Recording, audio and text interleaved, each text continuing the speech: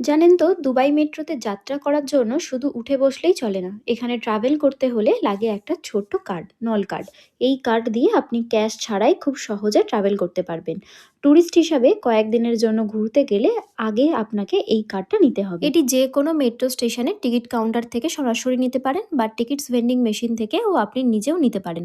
Passport বা visa কোনো রকমই ডকুমেন্টস লাগে না নর্মাল কার্ডের জন্য, অনলি নাম আর ফোন নাম্বার। দুবাইতে ৪ ধরনের নল কার্ড আছে: রেড, সিলভার, গোল্ড আর ব্লু। রেডটা হলো অল্প সময়ের জন্য, মানে ট্যুরিস্টদের জন্য ভালো। সিলভার কার্ড হচ্ছে বেশি ব্যবহৃত হয় নর্মাল ট্রাভেলারের জন্য। আর গোল্ড কার্ড হচ্ছে প্রিমিয়াম, এটা গোল্ড ক্লাস কোচের জন্য। আর ব্লু কার্ডটা হচ্ছে রেসিডেন্সের জন্য, শুধু পার্সোনাল কার্ড।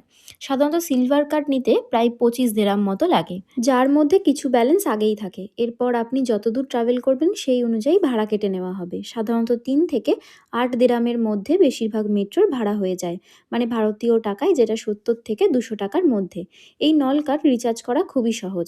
মেট্রো স্টেশনের টিকিট কাউন্টারে সরাসরি গিয়ে টাকা দিয়ে রিচার্জ করতে পারেন, বা টিকিট ভেন্ডিং মেশিনে কার্ড ট্যাপ করে ক্যাশ বা কার্ড দিয়ে ব্যালেন্স অ্যাড করতে পারেন। এছাড়া অনলাইন বা মোবাইল অ্যাপের মাধ্যমে দুবাই মেট্রোর অফিসিয়াল অ্যাপে গিয়ে ঘরে বসে রিচার্জ করতে পারেন।